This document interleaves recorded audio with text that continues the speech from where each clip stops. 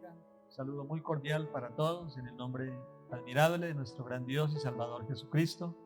Es grato para nosotros estar aquí para compartir con ustedes un consejo de la palabra de Dios para todas las familias que en esta ocasión van a estar atentos e interesados en aprender del Señor en este tema muy benéfico para todos los hogares y las familias cristianas. Me acompaña mi esposa y los dos vamos a tratar de compartir este precioso consejo en el nombre del Señor Jesús.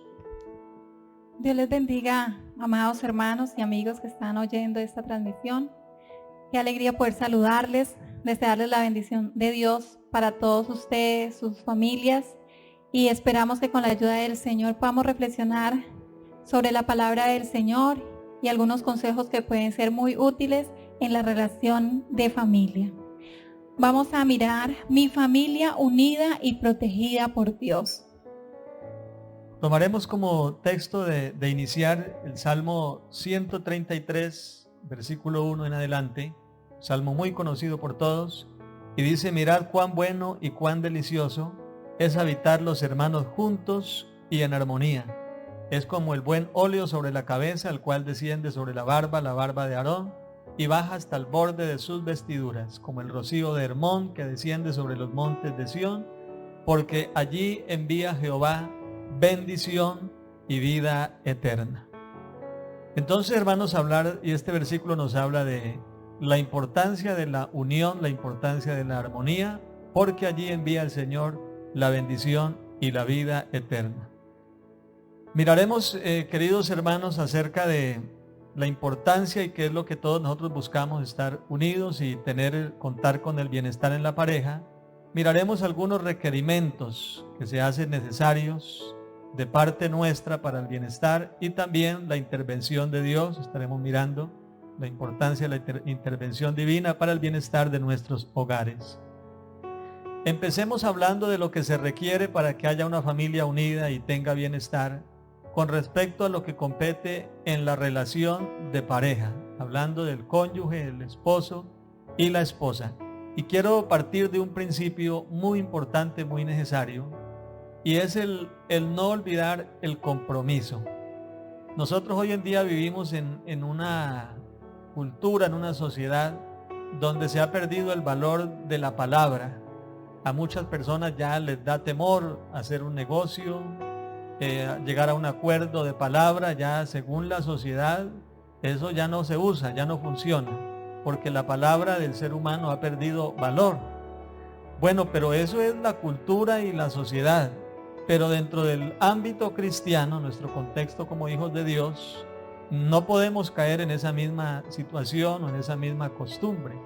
La Biblia dice que hablando de los cristianos, nuestro sí debe ser sí y vuestro no debe ser no. Entonces, ¿por qué es importante el compromiso? El compromiso es fundamental. Quiere decir que los que un día nos casamos con la bendición del Señor, no debemos olvidar que nosotros hicimos un compromiso de amar a esa mujer, y esa mujer se comprometió de amar a ese hombre, y podemos recordarlo en esta noche en el altar o en el lugar donde contrajimos el matrimonio. Nos comprometimos ante Dios como testigo y ante los que nos rodeaban allí a amarnos, a sernos fieles hasta que la muerte nos separe, a cuidarnos en salud, en la enfermedad, en todo momento. Estar juntos fue el compromiso que hicimos. Así que qué bueno, hermanos, recordar y tener ese principio en esta noche, recordar que nuestra unión empezó con un compromiso, que lo hicimos voluntariamente, nadie nos forzó, nadie nos empujó, cada uno de nosotros decidimos comprometernos a amarnos en las buenas y en las malas. Por lo tanto, volvamos al principio y al valor de la palabra como hijos de Dios que somos, y eso nos ayudará mucho, hermanos, y es lo que debemos hacer nosotros como pareja para buscar el bienestar. Entonces, principio número 1, recordar el compromiso que un día hicimos ante Dios y ante nuestra pareja y ante la misma sociedad también. Muy bien, bueno, y en cuanto a la relación de pareja, también es muy importante, además de saber que el compromiso es fundamental, es importante saber la concientización de lo que es el vivir en pareja. cuando dos personas se unen porque se aman, llegan al matrimonio, y entonces podemos encontrar que vienen las diferencias. Como primer punto sería eso, las diferencias. El segundo punto, las crisis. Y tercero, la conyugalidad. Todo eso nos ayuda a concientizarnos de lo que es la vida en pareja. Las diferencias, por ejemplo, debemos tenerlas muy claras cuando nos encontramos con la persona que queremos vivir. Entonces pensamos en que es nuestra media naranja, como dicen, pero realmente es una persona totalmente diferente, con intereses diferentes, con gustos diferentes, proveniente de una familia muy diferente quizá, y entonces es muy natural que todas estas diferencias se hagan en un momento presentes, y es allí cuando debemos, por el mismo amor que nos tenemos, aceptarnos, valorarnos y entender que somos diferentes, y aún con esas diferencias seguirnos amando. Segundo punto serían las crisis. Toda pareja siempre tendrá que enfrentar las crisis. Las crisis vienen a todo tipo de parejas, a los de la muy alta sociedad como a las personas común y corriente. A todos nos llegan las dificultades, nos llegan las crisis, enfermedades, la economía, el desempleo quizá, o las pérdidas. Todos esos momentos que llegan de dificultades son momentos que la pareja no está en sus picos más altos, sino que va empezando un declive, y no porque estemos entonces en crisis ya el matrimonio va a colapsar y se va a terminar, no.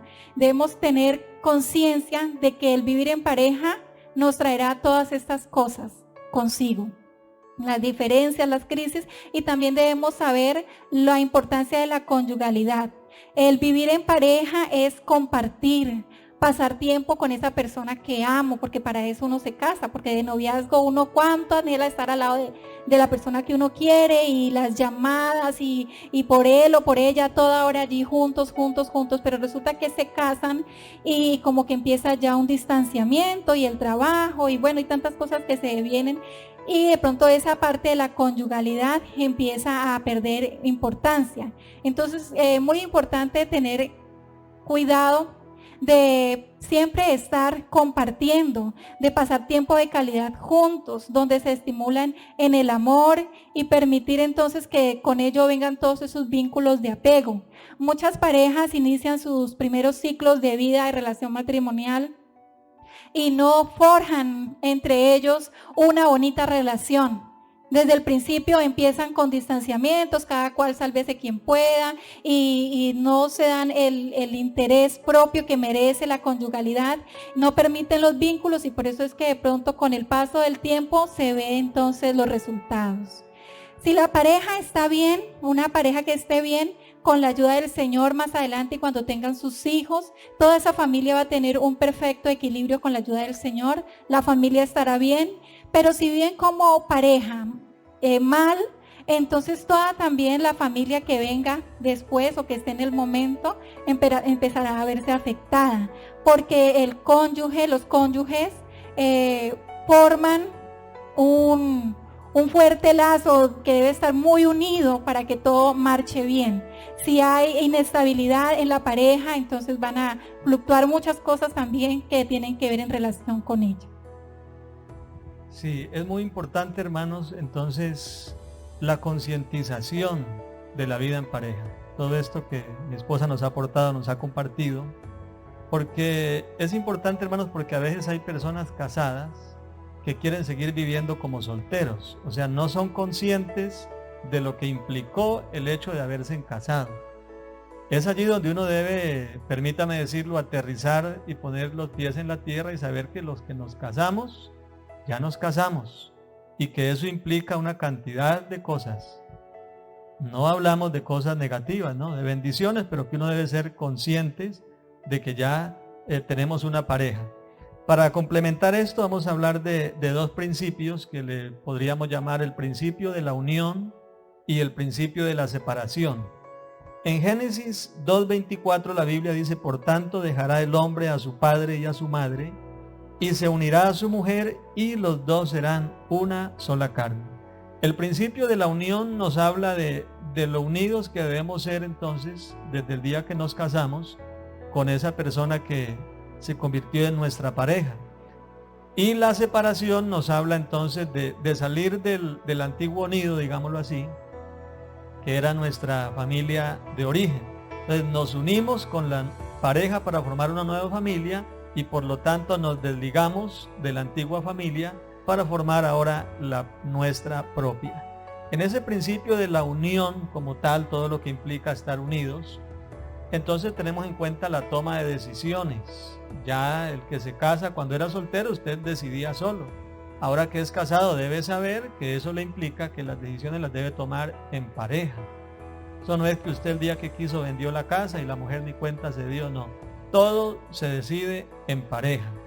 Manejar la economía debe ser un asunto de pareja. Si se va a ahorrar, los dos deben estar de acuerdo qué porcentaje van a ahorrar y cada uno debe saber cuántos son los ahorros que hay en la familia. Eso es el principio de la unión. Cómo administrar los bienes, las deudas, las compras, los ahorros, los proyectos, el manejo del tiempo, en fin. Eso nos habla entonces del principio de nosotros estar unidos. Y el Señor dijo, serán una sola carne. Eso implica un solo bolsillo, unos solos intereses, unos mismos propósitos y proyectos y vivir entonces en armonía. Continuamos aquí hablando de esto y ya miramos entonces algunas implicaciones y algunos aspectos que debemos tener en cuenta y ponerlos en práctica nosotros para tener esa familia unida y ese bienestar. Ahora ya hablamos como pareja, ahora mencionemos acerca de nuestros deberes y lo que debemos hacer como familia, donde se involucran ya no solo la pareja, sino también los hijos. Mi esposa nos va a complementar esa parte. La unidad como familia. Entonces, como estamos hablando de familia, debemos entender que hay diferentes tipos de familia. Existe la familia nuclear compuesta por padre, madre y los hijos de la pareja. La familia monoparental, donde es un solo padre o solo la madre con sus hijos. La familia ensamblada, que es la familia donde dos personas se juntaron y ya todos dos cónyuges venían con hijos. Entonces los hijos del uno, los hijos del otro y luego nacen los nuestros, o sea que bueno, se ensambla de una manera pues allí muy especial esa familia. Y la familia extendida, que es donde se convive con el abuelo o la abuela o los tíos o una persona de la familia. Y bueno, estos son los tipos de familia que hay, pero lo importante es que como quiera que sea el tipo de familia, toda familia quiere unirse siempre bajo los vínculos del amor y tienen un proyecto de vida en común. La familia es un grupo y dentro de un grupo siempre se lucha para que todo esté muy bien. Entonces, hablando de la familia como grupo, también podemos decir que uno pertenece a un grupo donde a uno le permitan sentirse bien, ¿cierto? Entonces vamos a hablar de 5 principios, 5 valores importantes en la familia, 5 valores. El primero es el sentido de pertenencia, el segundo, ubicarse en la posición que corresponda y el tercero es la flexibilidad, el cuarto es el respeto y el quinto la comunicación. Entonces quiero hablarles sobre el sentido de pertenencia. Los integrantes de un grupo, para poder entonces ellos sentir que pertenecen a él como tal, deben sentirse a gusto, deben sentirse incluidos, deben sentirse tenidos en cuenta. No hay nada más bonito en la vida uno poder sentir que está en una familia y que yo hago parte de ella y que soy tenida en cuenta como parte de esa familia, que me toman en cuenta mis opiniones, que me aman, que me quieren y que hago parte de ella. Entonces ese sentido de pertenencia es muy importante, que todos en la familia se sientan vinculados, se sientan que hacen parte. Es muy triste quizá encontrarse con unas familias que de pronto dentro de ellas hay alguna persona que dice, no, pero es que yo siento que como que no me siento acogida, como que me estoy distanciada, no soy tenida en cuenta, no soy tenido en cuenta. Entonces es muy importante ese valor del sentido de pertenencia, que le tengan en cuenta a la persona. Y dentro de ese sentido de pertenencia también debe fluir allí un valor que se llama la domesticidad. La domesticidad hace referencia a ese momento cuando todos somos conscientes de que vivimos en un hogar, en una familia, en una casa, y que todos debemos apoyar y aportar en beneficio de todos los quehaceres y de todos los trabajos que haya por hacerse en ese hogar, en esa familia. Entonces es muy bonito ver cuando no solo es la mamá la que atiende las necesidades hogareñas, sino que allí están sus hijos y por qué no decir también el esposo, que contribuye a que todo marche en una completa armonía, aún para servirse una mesa, ¿cierto? Que es lo bonito de que cuando se va a la mesa todos estemos contentos, acompañándonos allí, pero no solamente permitiendo que de pronto sea una sola persona la que está con toda esa carga, sino que todos se involucran haciendo de ese momento un momento agradable. Eso enriquece el sentido de pertenencia también en la familia. Y procurar el bienestar de todos y contribuir en ello. Entonces vamos a escuchar de parte de mi esposo algunos ejemplos de familias de la Biblia muy bonitos que nos servirán para tomar de allí, para que nos sea de provecho. Sí, estamos hablando del sentido de pertenencia y de cómo cada uno de los miembros de la familia debemos involucrarnos. Y hablamos de buscar, y creo que todos queremos tener bienestar en nuestras familias unidas y victoriosas. Pero ese bienestar no es muy difícil que lo produzca solo una persona. Por eso hablamos del sentido de pertenencia, que los hijos sepan qué es lo que quieren para ese hogar y los miembros de la familia todos también. Entonces encontramos en la Biblia algunos ejemplos de familias que fracasaron y otro de una familia que triunfó, y cómo los diferentes miembros tuvieron incidencia tanto en ese triunfo como en esos fracasos. Yo les voy a hablar de dos ejemplos de familias que por no involucrarse todos los miembros fracasaron, y mi esposa va a hablar de una familia que triunfaron porque todos los miembros del hogar de la familia se involucraron. Entonces, el primer ejemplo lo encontramos en la familia de Elí. Elí fue un hombre de Dios que dedicó su vida a servir al Señor. Pero según lo que encontramos en la Biblia, Elí no contó con el apoyo de los demás miembros de su familia. Aunque de la esposa no nos dice nada las Sagradas Escrituras, pero de los hijos de Elí sí se menciona. Y lo que la Biblia dice de los hijos de Elí es que fueron malos hijos, pecadores, impíos. Y este hombre, aunque era un servidor de Dios, sus hijos no le colaboraron, o sea, estos hijos no tuvieron sentido de pertenencia. Le dejaron tal vez toda la carga al anciano, la carga espiritual y en todos los demás aspectos, y entonces así es difícil que las cosas marchen bien. Todos conocemos la historia de la familia de Elí, cómo esta familia fracasó. Los hijos murieron, el Señor los cortó. Elí también murió en un accidente que no debía haber ocurrido. Y el sacerdocio que les pertenecía a ellos lo perdieron. Entonces mire cómo cuando no hay sentido de pertenencia en uno de los miembros, eso puede hacer colapsar la familia. Y otro ejemplo también de una familia que fracasó, en este caso fueron los hijos los que no contribuyeron, no tuvieron sentido de pertenencia. Y hay otro caso que es la familia donde el esposo era Nabal y la esposa era Abigail. Hemos leído también esa historia de la palabra y nos dice que Abigail era una muy buena mujer, una gran mujer, y según lo que la Biblia registra, era buena ama de casa y también una mujer temerosa de Dios. Pero entonces no contaba con el apoyo del marido, o sea, el marido no tuvo sentido de pertenencia. Parece que quien llevaba allí el liderazgo espiritual era la mujer y él se desentendió del asunto. Entonces, como familia, aunque Abigail siguió adelante, pero como familia fracasaron, el hombre terminó muy mal. Eso nos invita, hermanos, padres de familia, esposos e hijos, a que cada uno de los miembros de nosotros depende del bienestar. A veces hay esposos que dicen, no, es que este hogar es un infierno. Pero bueno, ¿qué está haciendo él para contribuir? Hay hijos que se quejan, no, eso mi familia es un fracaso. Pero ¿qué está haciendo ese hijo para contribuir en el bien? O algunos contribuyen para mal y por eso esa familia es un fracaso. Entonces son ejemplos de cómo la mala intervención de un miembro puede hacer colapsar una familia. Sí. Bueno, y entonces una familia muy especial que nos deja un legado muy bonito es la familia de Noé.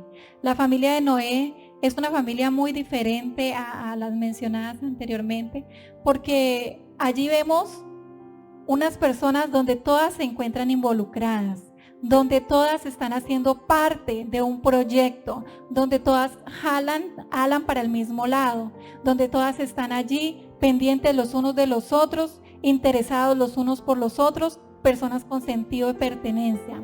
Podemos encontrar a Noé, que Dios le habló a él, le dijo construye un arca, y él se lo contó a su esposa, y vemos que también lo supieron sus hijos. Creemos que incluso sus hijos ayudaron en la construcción de esa arca, y no solo sus hijos, sino también creyeron sus nueras, y todos, por la bendición de Dios, encontramos que al final todos 8 fueron salvos, gracias a Dios. Entonces esa familia fue una familia donde todos estaban en unión, donde todos tenían una bonita relación, y donde practicaron mucho este valor del sentido de pertenencia, donde todos estamos interesados en el bienestar de los unos y de los otros. Amén. Qué bendición, y esto nos sirva, hermanos, estos ejemplos para usted que nos escuchan esta noche, todos los miembros de la familia, a reflexionar. ¿Qué tan involucrados estamos todos en la casa en buscar el bienestar de nuestras familias? Así que cuando algo no esté marchando tan bien, preguntémonos, ¿y qué estoy haciendo yo para el bienestar de la familia? Continuamos hablando aquí de estos valores importantes en la familia. El número 1, sentido de pertenencia. El segundo es la importancia de ubicarse en la posición que cada uno le corresponde.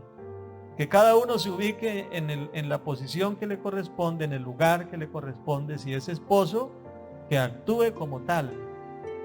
Si es una esposa, que actúe como tal, y que cada uno, no solamente que cada uno nos ubiquemos, sino que reconozcamos la posición de la otra persona. Que yo me ubico como esposo y reconozco que tengo una esposa que tiene unos derechos, que también tiene una cantidad de beneficios por hacer parte de la familia, y yo debo reconocérselos. E igualmente nuestros hijos, ¿de acuerdo? Y los hijos de la misma manera, ubicarse en la posición que a ellos les corresponde y respetar la posición de los demás miembros de la familia. Entonces deben saber los hijos que allí en la casa hay un papá, hay una mamá, y que según la posición de autoridad que ellos tienen, pues esos hijos deben ser obedientes a los padres, deben ser sujetos. Es verdad que tienen una cantidad de derechos por hacer parte de esa familia, pero también hay unos deberes. Deberes de la esposa, deberes del esposo, y deberes también de los hijos. Esa posición que cada uno tiene, entonces debemos respetarle la posición de la otra persona, y también entonces en este caso tener cuidado uno con la posición que uno tiene. Si usted, Señor, le ha dado la bendición de ser el esposo allí, no se pase de la raya, no crea que porque es el marido, aquí mando yo y se hace lo que yo digo. No practicar la imposición o el autoritarismo, porque cada uno tenemos nuestros deberes, pero también tenemos nuestros derechos, tanto los padres como los hijos. Otro valor importante en la familia, además de la ubicación y el rol que cada uno desempeña, es la flexibilidad. Hablando de lo que uno debe hacer para que haya bienestar. Entonces, ser flexibles quiere decir que en familia, hermanos, porque la familia está conformada por un grupo de personas. Allí hay una mujer, hay unos hijos, y por lo tanto esa mujer a veces, obviamente, es un ser diferente, piensa diferente a uno. Los hijos también tienen su mente aparte de la nuestra y a veces piensan diferente. Entonces hay cosas en las que uno debe aprender a ser flexible, ceder. A veces los problemas surgen porque el hombre no quiere ceder o la esposa no quiere ceder. Y no queremos cederle ni a los hijos, ni los hijos a los padres. Cada quien tira para su lado y nadie cede. Y resulta que para poder andar juntos debemos ponernos de acuerdo. Y para estar en acuerdo, cuando yo digo quiero ir hacia allá y mi esposa dice quiero ir hacia allá, nos toca ponernos de acuerdo, y resulta que a veces no vamos ni para allá, sino que nos toca pegar para otro lado. Entonces, estar juntos y en armonía es muy importante, y aquí tiene que ver en cuenta entonces la flexibilidad. Aprender a ceder. Y eso no es perder, eso es de sabios, hermanos. Continuamos con otros dos valores importantes, que son el respeto y la comunicación. Sí, reconozcamos que estos valores son muy importantes. Pueden haber muchos valores más, muchos valores que se pueden tener en cuenta y que son importantes en la familia, pero realmente estos que el Señor nos ha permitido traerles son valores trascendentales, son valores muy importantes que influyen mucho en el bienestar de las familias. Entonces, el respeto enfocado a que debemos tener conciencia de que todos tenemos pensamientos y los pensamientos de las personas son diferentes. Todos tenemos necesidades y aunque somos un grupo familiar, las necesidades del esposo pueden ser unas, las necesidades de la esposa son otras y las necesidades de los hijos son otras también. Entonces debemos tener respeto por esas necesidades y también los sentimientos son diferentes. En un momento lo que para alguien puede ser agradable, para otro puede ser algo doloroso. Entonces el respeto es un valor que se debe de tener en la familia, activo allí para ayudar a defender, para ayudar a cuidarnos los unos a los otros, para prevenir el maltrato. El respeto también debe ser, hablando pues de que somos personas hijos de Dios, que amamos a Dios y que nos interesa por sobre todas las cosas una buena relación con Dios, agradar a Dios. Debemos tener en cuenta de que ese respeto por los pensamientos, las necesidades y los sentimientos diferentes de todos los miembros de la familia no vayan a hacer cosas que atenten contra la moral de la familia o contra la espiritualidad o contra los mandamientos de Dios, que violenten los mandamientos de Dios. Entonces, dentro de lo que esté desde un enfoque de una familia que ama seguir a Dios y servir a Dios y estar a cuentas con Él. Entonces el respeto es algo muy importante porque sabemos que en las familias pueden haber personas que tienen pensamientos sencillos, que de pronto no alteran de pronto la relación con Dios, pero hay algunas personas que de pronto tengan pensamientos que ya ofendan las cosas de Dios. Entonces se debe tener en cuenta hasta qué parte podemos llegar en respetar y en asumir y en aceptar y en qué partes debemos intervenir también en ese pensamiento de nuestros hijos o de nuestro esposo o el esposo de la esposa. Y otro valor sería el valor de la comunicación, que ustedes saben que siempre se habla mucho de que en las familias la comunicación, y claro que sí es algo muy importante aprender a hablar. Aprender a contar las cosas, aprender a preguntar, aprender también a escuchar, porque a veces queremos siempre hablar nosotros y hablar y que nos oigan, pero cuando ya sea el momento de uno escuchar también uno debe estar muy dispuesto, un oído muy atento a escuchar a los demás en la familia, porque es muy bonito que lo oigan, pero también es muy importante para nuestros seres queridos ser oídos, ser escuchados. Y además de eso podemos añadirle el observar. ¿Por qué el observar? Porque a través de la comunicación que no se la hace de manera verbal, sino a manera no verbal, se dice también muchos mensajes. Entonces no podemos nosotros decir que solo con lo que se habla y solo con lo que oímos, pero con lo que vemos en el actuar de nuestras familias, de nuestro cónyuge o de nuestros hijos, de pronto ese silencio que ellos tienen, o esa cara deprimida, esa cara cabizbaja, o ese llanto que a veces miramos, algo también quiere decir. Todo eso comunica también, hace parte de la comunicación. Y es muy importante entonces también observar para poder conocer el estado emocional que están viviendo nuestros seres queridos.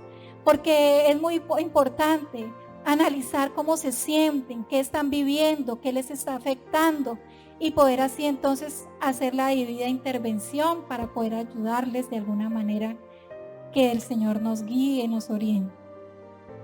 Amén, qué bendición, así es. Entonces qué importante, hermanos, tanto como padres como pareja, poder interpretar, ¿no?, lo que mi esposa habla de la comunicación no verbal.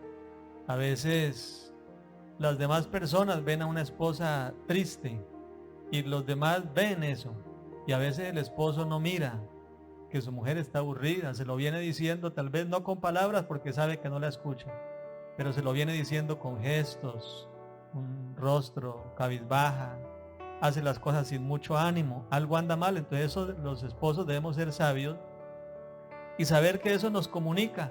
A veces hay casos donde el esposo no tiene ganas de estar en la casa, aunque a veces puede ser culpa de él, que se quiso volver callejero, pero a veces de pronto el ambiente en su hogar no es tan agradable, entonces la esposa debe leer o interpretar cuál es la razón o el motivo que ese esposo tiene para comportarse de esa manera. O a veces los hijos prefieren estar en la calle, en la escuela, el colegio, menos en la casa. Y a veces los tildamos que son callejeros o de pronto es vago el muchacho, pero puede ser que es que él está queriendo decir que en su hogar las cosas no van bien y de tal forma que no se siente bien, y eso nos debe decir a nosotros. Entonces hasta el momento les hemos hablado sobre todas las cosas que ayudan a la unión en la familia. En este momento queremos también compartirles algunos enemigos de la unidad en familia, lo que quiere dañar la unidad de la familia, y entonces podemos hablar sobre las experiencias negativas. Son las que influyen mucho en que una familia se separe. Esto es algo que es muy importante. Yo quisiera que le prestáramos toda la atención posible. A veces decimos, ¿por qué esa familia? ¿Por qué llegó allá si se parecía una familia tan especial, tan bonita, si nunca se les miró? Nada que sea algo pues extraño. Pero realmente cuando en la familia hay experiencias negativas, que ya son muchas, porque toda familia pues vivenciamos momentos que son dolorosos o son no tan positivos, pero si ya eso se vuelve muy recurrente, experiencias negativas a toda hora, entonces eso dilata la relación familiar, eso separa la unión. Los problemas son naturales en el convivir. Por ejemplo, problemáticas como, por ejemplo, que se haya acabado la remesa. Eso puede suceder en algún momento, y que además de que se haya acabado, no se tenga trabajo. Eso es una problemática muy seria. Pero puede ser que si en el momento hasta allí nomás llegaran las cosas, nomás se quedaría en un problema. Pero sucede que todo eso que nosotros vivenciamos también nos produce sensaciones y reacciones, y a veces entonces cuando nos damos cuenta ya pasó de problema a volverse un conflicto. El conflicto es lo que empeora la situación. Ese conflicto es una confrontación agresiva con el objetivo de dañar las personas y genera más problemas a los involucrados, a los que están allí en esa problemática, e incluso involucra a otras personas externas, incluso involucra a veces hasta los animalitos que viven en la familia, ¿cierto? Lleva el bulto, como decimos, el perro, el gato y todos, y no, ellos no tenían la culpa, pero entonces ese problema se volvió un conflicto, y entonces empieza a afectar a todos los que están dentro de ese vínculo familiar, a todos los que aún ni siquiera están involucrados. Entonces, cuando el problema pasa a conflicto es porque entran a la escena las emociones, esos momentos donde nuestro cuerpo empieza a sentir acaloramientos y un sinnúmero de reacciones fisiológicas que vienen consigo, y las emociones empiezan a sobresaltarse, como por ejemplo la ira, la tristeza. La ira que conduce a la destrucción. Es una emoción muy fuerte y tiende a la destrucción. La tristeza también a deprimirse. Y bueno, las emociones empiezan a hacer eco en la vida de las personas, y en ese momento no actúa la razón. La razón está totalmente congelada, no puede actuar. Entonces es por eso muy importante que nosotros sepamos que esas experiencias negativas debemos tener cuidado con ellas, procurar no propiciarlas. Y si vienen los problemas, pues los problemas es natural que lleguen a las familias, pero debemos procurar que nosotros sepamos guardar una postura equilibrada y buscar soluciones, y no empeorar la situación volviendo el problema un conflicto. La palabra del Señor dice en Proverbios 14:17, el que fácilmente se enoja hará locuras. Así es, el que fácilmente se enoja. Entonces estamos oyendo allí, hermanos, acerca del buen manejo de las emociones. Por eso a veces por ese mal manejo vemos parejas, familias, que ante la dificultad, ante el problema, inmediatamente toman decisiones. Ella se va de la casa, o él se va de la casa, o él se va a dormir a otra pieza, o ella. Decisiones que se toman en el momento en que las emociones se han alterado. Entonces este versículo, hermanos, es bonito y que nos debe hacer reflexionar que a veces cuando uno está enojado puede cometer locuras. Y hay otro versículo en Santiago 1:19 que dice: todo hombre sea pronto para oír, tardo para hablar y tardo para airarse. Entonces, amados hermanos, esposos y esposas, mucho cuidado, hermanos, con las emociones, con las decisiones que tomamos cuando estamos enfrentándonos a diferentes problemas en el hogar. Bueno, entonces cuando una persona se deja llevar por la ira, ya el Señor nos dice, ¿no? E inclusive también hay otro versículo que dice airados. O sea, como si el Señor nos diera la facultad de que en un momento nuestras emociones salgan a flote, pero que no pequemos. Que una persona se enoje, pues de pronto no se puede detener ese enojo. Incluso el enojo trae consigo también algunos mecanismos de defensa que pudieran buscar a la vez, que nos pueden llevar a la vez a buscar soluciones, pero entonces bien llevados, ¿sí? La emoción bien direccionada. Y también saber que las demasiadas experiencias desagradables, mis hermanos, afectan tanto a una persona que le pueden llevar a una sensación de vida sin sentido, donde la persona empieza ya a vivir unas sensaciones muy peligrosas, donde se empieza a desconectar por su sufrimiento, se empieza a desconectar de este mundo acá exterior y empieza quizá a tener pensamientos inducidos recurrentes de pronto no querer vivir, de que soy lo peor, de que no sirvo para nada, de que quisiera morirme, y todo eso se oye muchas veces en muchas familias, en muchas personas, y a veces no se le da la importancia que eso tiene. Realmente eso es muy importante, es como una alarma que debe activarse en este momento. Cuando alguien escuche esas palabras, de una vez toca ir a hacer la debida atención, la persona, la familia, el esposo, la esposa o los hijos, de una vez como a ir a ayudar a esa persona para que no piense de tal manera, porque le puede afectar en su salud, puede caer, por ejemplo, en una depresión o en unos pensamientos malignos, de pronto quitarse la vida.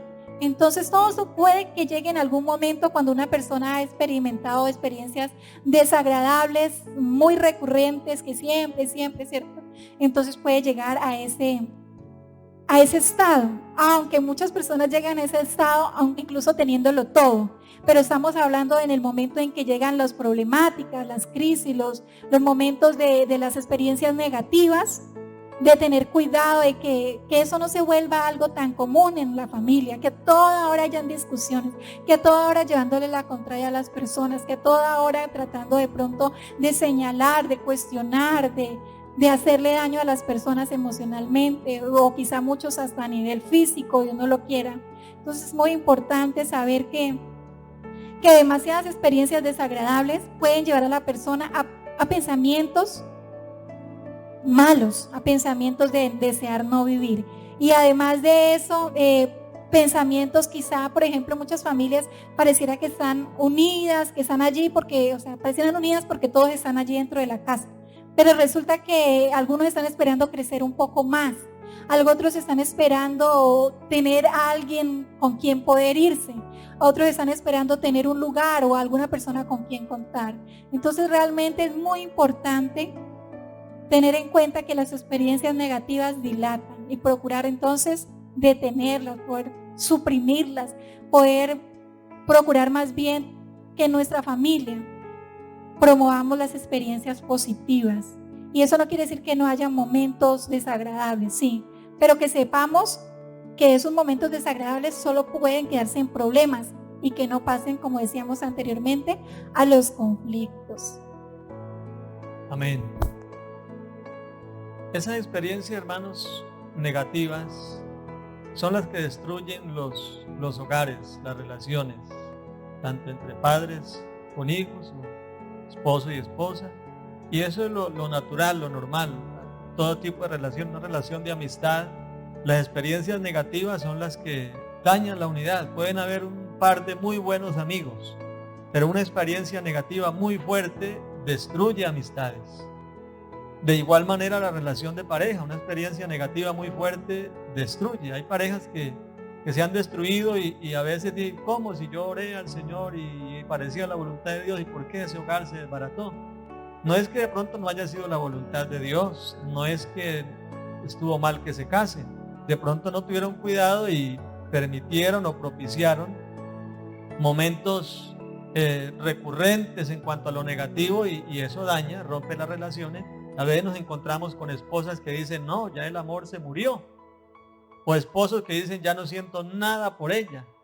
¿Qué acabó con ese amor? ¿Qué fue lo que sucedió? Experiencias negativas, muy recurrentes, entonces acaban. Hijos que ya no quieren saber nada de los padres.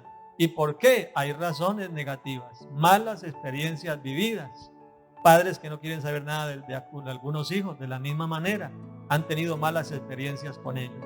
Nosotros debemos tener cuidado, hermanos, hablando aquí como pareja y como familia, tener mucho cuidado para evitar esas experiencias negativas y más bien estar unidos. Estamos hablando de lo que separa a la familia y además de las experiencias negativas, algo que también separa a las familias, pues es como redundante, pero así es el distanciamiento, tanto en lo físico como en lo emocional.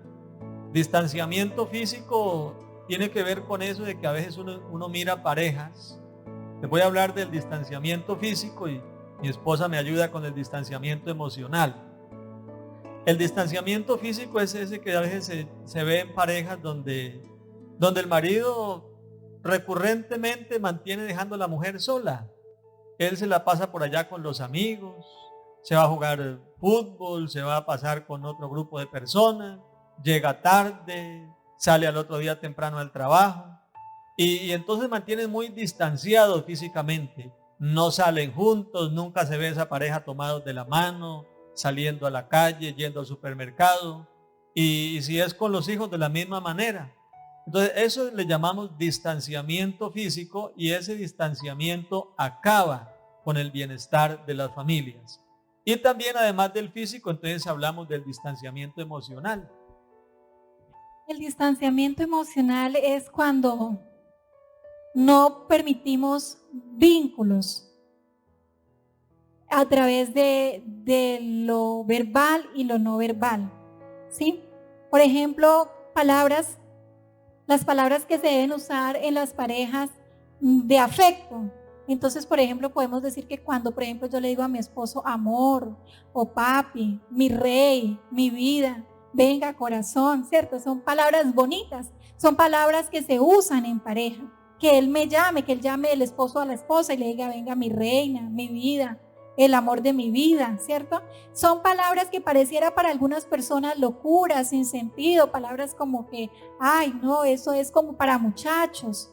No, eso es algo muy importante para tenerse en cuenta en cuidados emocionales con la pareja.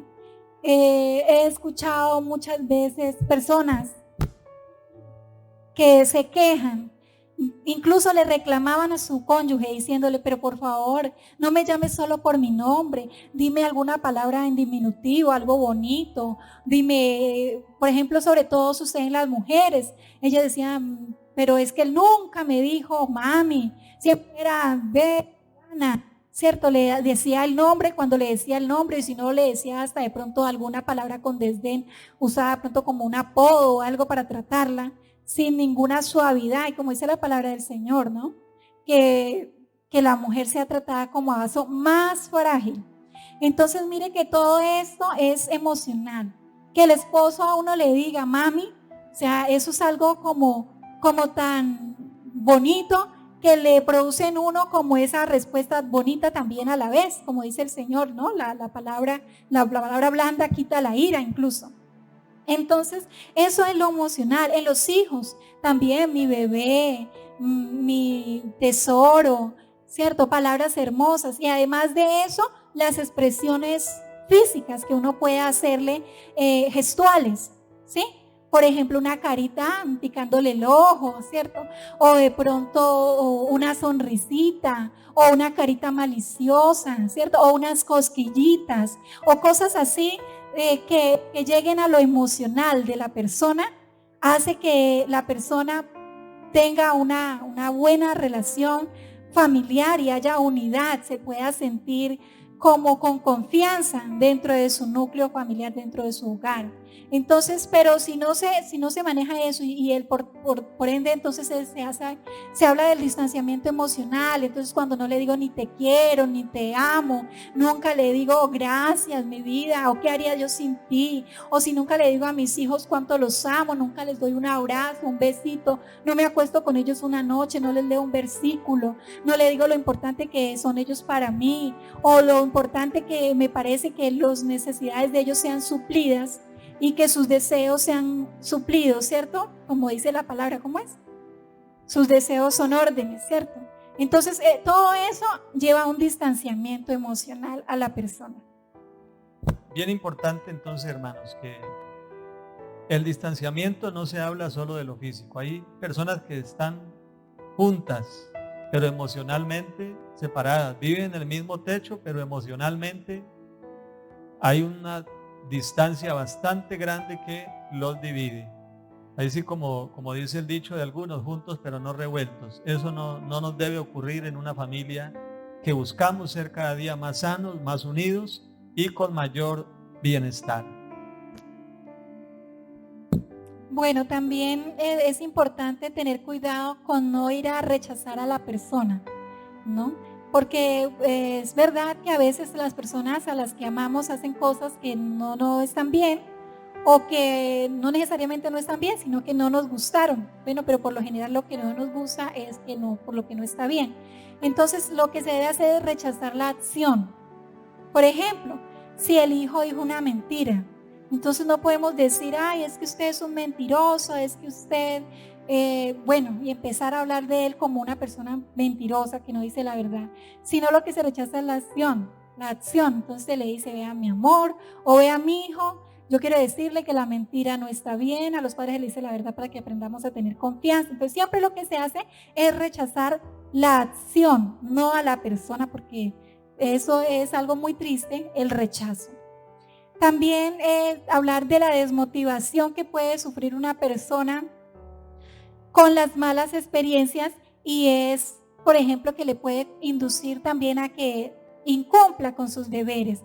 Entonces, por eso es importante las buenas experiencias. Las buenas experiencias nos permiten a nosotros estar con ánimos, tener alegría para hacer las cosas, estar contentos. La palabra del Señor dice en Colosenses 3:21, padres, no exasperéis a ira a vuestros hijos para que no se desalienten. Entonces el hecho de que nosotros de pronto seamos los padres y tengamos autoridad sobre ellos porque tenemos sobre ellos responsabilidad, no quiere decir que entonces vamos a pasar tumbándolos a ellos con nuestras palabras, con nuestras acciones, y que ellos no tienen voz y voto, no, sino que nosotros no debemos desalentarlos, no exasperarlos a ira. Algunas familias entonces permanecen unidas, pero porque allí tienen la comidita, tienen el techo, porque allí las necesidades primarias son suplidas, pero nunca por la unidad. Entonces están allí, pero no porque están realmente unidos. Pero lo bonito es encontrarse una familia que permanece unida y que permanece allí en familia, viviendo juntos, porque quieren estar juntos, porque no quieren estar separados, porque han cultivado en ellos experiencias positivas, experiencias agradables. Esto, hermanos, lo que hemos analizado allí se refiere a lo que nosotros como pareja y como familia debemos hacer y debemos procurar cada día mejorar, porque en una muy buena parte el bienestar de nuestras familias depende de lo que nosotros hagamos como miembros de esa familia. Entonces hay una parte que nos corresponde a nosotros.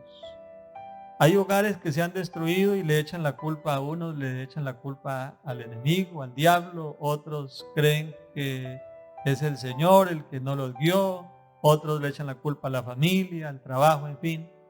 Pero entonces nos damos cuenta que hay una gran parte de acciones que nos competen hacerlas a nosotros, todos los integrantes de la familia. Ya para ir dándole cierre aquí a la conferencia, a la charla, Hablemos un poquito ahora sí acerca de la importancia de la intervención de Dios en la familia. Qué bendición saber que nosotros como familias cristianas, además de las herramientas que Dios nos dejó, que es lo que ya mencionamos, tenemos la bendición de contar con la ayuda de Dios. Y eso, hermanos, es una bendición enorme que tenemos los cristianos. La importancia de la intervención de Dios en nuestra familia. Hay algo que es curioso y que muchos lo habrán notado, y es que a veces hay familias que no son cristianas y viven bien. Y hay otras familias que sí son cristianas y no viven tan bien. O no solamente no viven bien, sino que algunas familias cristianas se han destruido, algunos hogares han fracasado y terminaron cada uno por su lado. Surge una pregunta, bueno, si tenemos la bendición de Dios y contamos con el Señor, ¿qué sucede? ¿Por qué algunas personas que aún sin tener el conocimiento ni a Dios en su hogar pueden salir adelante y por qué otros que cuentan con la ayuda de Dios no han podido tener éxito en su vida cristiana? Eso pareciera contradictorio, pero en realidad no lo es, sino que eso lo que nos habla es que hay una parte del bienestar en el hogar que depende de las acciones nuestras y otra parte la hace el Señor. Entonces hay personas que aunque no tienen a Cristo en su corazón, han tenido en cuenta todo lo que vimos hasta este momento de la charla, el respeto, el no distanciarse, la cantidad de principios. Entonces son gente con principios y valores que los ponen en práctica, son tolerantes, son flexibles, y entonces hay hogares de gente no cristiana de 40 y 50 años de matrimonio y mueren junticos, vivieron toda la vida hasta que la muerte los separó. Eso no quiere decir entonces que a nosotros no valga la pena ser cristiano, o alguien dirá entonces, ¿de qué sirve ser cristiano? Sirve de mucho. ¿Por qué a veces las familias cristianas colapsan o fracasan? O sea, el problema no es porque tal vez uno no sea buen cristiano. El problema no es que el Señor no nos oiga. A veces el problema está en nuestra personalidad, nuestro carácter. Incluso hay gente que procuran ser buenos cristianos, gente de oración, de ayuno, de lectores de la palabra, pero de pronto como persona, su personalidad, su carácter, su forma de ser no es buena, no fue muy bien formado tal vez en su hogar. Entonces eso le lleva a cometer muchos errores, y aunque procura tener una buena relación con Dios, su carácter lo traiciona, y entonces va al hogar, a la casa, y se equivoca como esposo, se equivoca como padre, y entonces el hogar muchas veces o a algunos les ha colapsado. Pero es allí donde nosotros, hermanos, debemos ser conscientes de nuestros errores como persona, y ya que contamos con la bendición de Dios, permitirle que Dios nos moldee, que Dios nos ayude.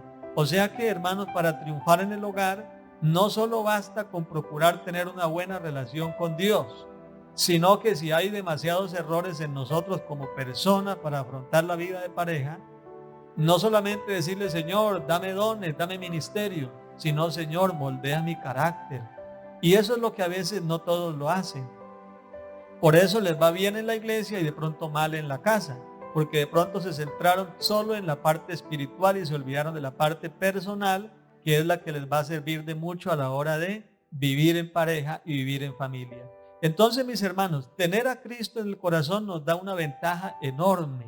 Contar con la bendición de Dios es un privilegio, hermano, grandísimo, que si usted y yo permitimos que Dios moldee nuestra personalidad, que así como nos quitó el vicio, el pecado, la borrachera a muchos, las drogas a otros y una cantidad de cosas, también que el Señor nos ayude a ser personas sabias, prudentes, flexibles, respetuosas de nuestra pareja, amadores de nuestros hijos, de nuestro cónyuge. Y si nosotros hacemos eso, hermano, y echamos mano de esas bendiciones que tenemos por ser hijos de Dios, hermanos, si todos hiciéramos eso, ninguna pareja cristiana tendría que colapsar.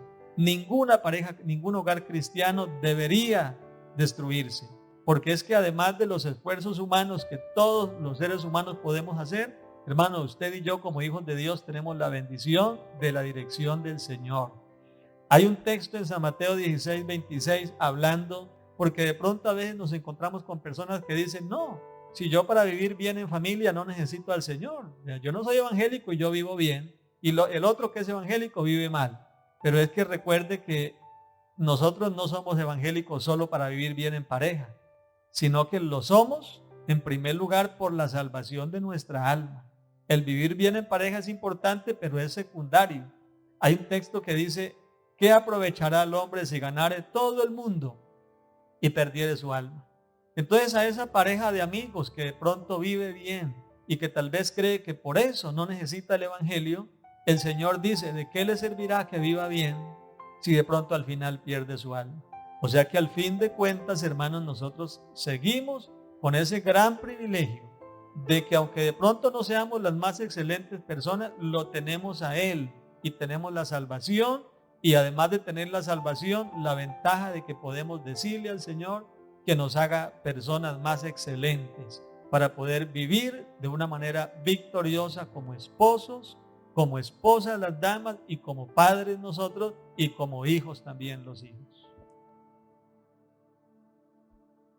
Hermanos y amigos, qué importante todos estos pensamientos que el Señor nos trae a nuestra memoria. Qué importante poderlos poner en práctica y esforzarnos para procurar tener siempre una mejor vida, una vida en familia, una vida de calidad. Aprender a vivir bien. Aprender a vivir bien es un ejercicio. Nadie nos ha enseñado cómo es que uno debe hacer en cada situación. Pero si uno tiene un sentir de, con la ayuda del Señor, vivir bien, incluso para un buen testimonio, es muy importante permitir la intervención de Dios en nuestras vidas. Sin Dios, nuestra familia puede ser que muchas familias sin Dios pareciérame que estuvieran bien. Pero ¿qué sirve vivir bien en esta tierra, en este mundo, si al final en el cielo no van a tener la oportunidad por no haberse acercado al Señor, por haberse creído autosuficientes? Entonces es importante siempre permitir la intervención de Dios en nuestras vidas. Dios les bendiga. Amén. Quisiéramos, hermanos, para terminar, yo quisiera hacerles una invitación. No estamos allí presentes junto a ustedes, pero usted está en su casita, está en su hogar, con su familia. Nosotros ya nos estamos despidiendo, ahora me despido y quiero que apenas termine este programa que ustedes están participando, qué bueno que usted vaya allá a su sala o a su habitación con su esposa, con sus hijos, y le pidiéramos al Señor que nos ayude, que le permitiéramos que Dios intervenga. Todos tenemos errores, y esos errores tal vez a muchos les está costando una mala convivencia. No nos acostumbremos, no nos conformemos con una mala convivencia. Pidámosle a Dios que nos ayude a vivir mejor. Y para vivir mejor no vamos a esperar simplemente que el Señor de allá del cielo cambie todo, no. A veces los que tenemos que cambiar no es la situación, sino los que tenemos que cambiar somos nosotros. Entonces pidámosle a Dios que Él nos cambie, que Él nos moldee, que Él nos ayude, que Él tome el control de nuestro hogar. Apenas termine este programa, usted puede inclinarse, doblar sus rodillas y decirle: Señor, en lo que yo esté fallando, perdóname, ayúdame. Lo vamos a hacer y si hacemos eso, el Señor es bueno y Él oye nuestras oraciones. Les deseamos muchas bendiciones a todos y que el Señor Jesús les bendiga.